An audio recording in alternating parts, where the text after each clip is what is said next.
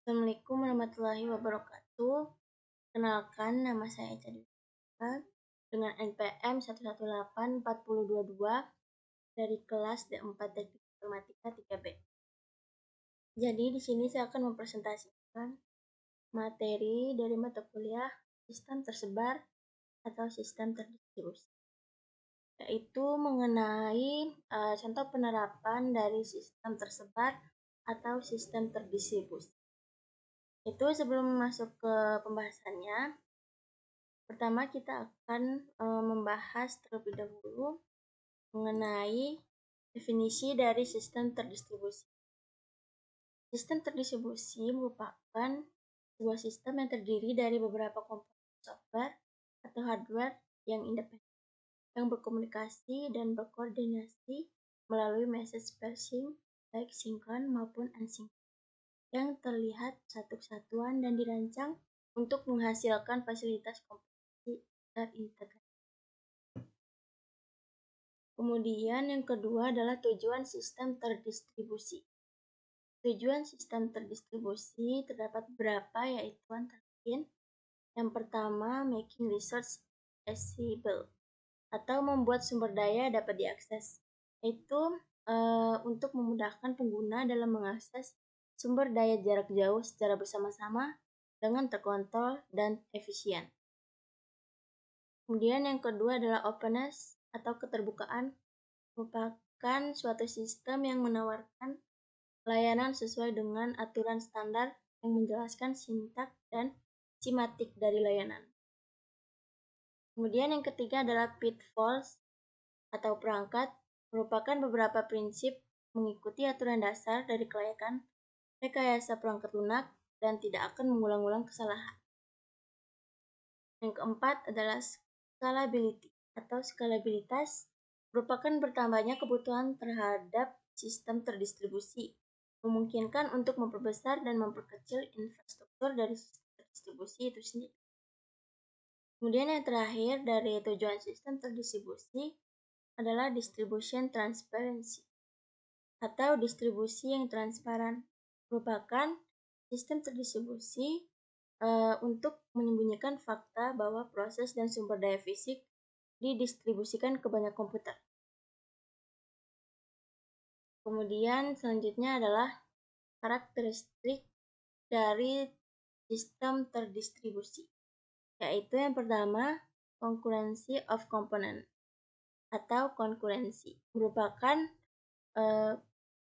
suatu karakteristik yang dimiliki oleh sistem terdistribusi di mana sifatnya setiap komputer atau aplikasi dapat melakukan pekerjaan masing-masing tanpa terjadi konflik di antaranya. Kemudian adalah yang kedua, no global clock, merupakan setiap komputer memiliki clock yang berbeda dalam setiap terdistribusi. Hal ini menyebabkan kesulitan dapat mensinkronkan waktu seluruh komputer atau perangkat yang terlibat.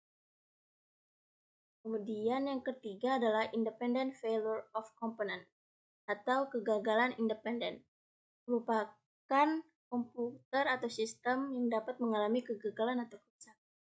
Akan sangat merepotkan apabila kerusakan pada satu komputer atau satu sistem akan mempengaruhi sebuah komputer atau sistem. Oleh karena itu, apabila terdapat komponen yang rusak atau gagal, kerusakan tidak menyebar ke komponen lainnya.